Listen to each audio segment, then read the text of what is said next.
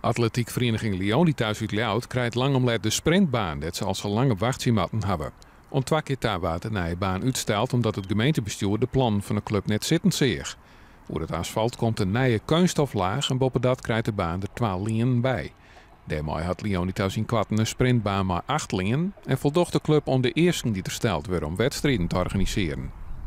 Heel belangrijk, omdat we merken dat wil je ook de wedstrijden op nationaal niveau mee kunnen doen, wil je ook de competities hier kunnen houden, dan heb je een voorziening nodig waar die 8 lanen ook liggen.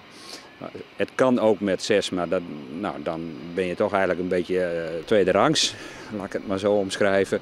Dus dan heb je niet de voorkeur voor de wedstrijden. Voor de trainers is dit makkelijker omdat er meer ruimte op de baan komt. We hebben veel jeugd. En die jeugd die krijgt daardoor ook meer ruimte. Die maakt ook vooral gebruik van die lanen voor de technische nummers. Dus in alle opzichten is dit zowel voor de sport als, denk ik, voor de uitstraling van de vereniging een ongelooflijk belangrijke stap. Doordat de nieuwe baas al lang op een wachtje liet, had ze aan 30 leden haar lidmaatschap op zijn. De club betelt voor een pad mei onder uitbreiding. De gemeente Ljout docht het orenpad. De voorzitter hoopt dat de nieuwe baan na december klaar is.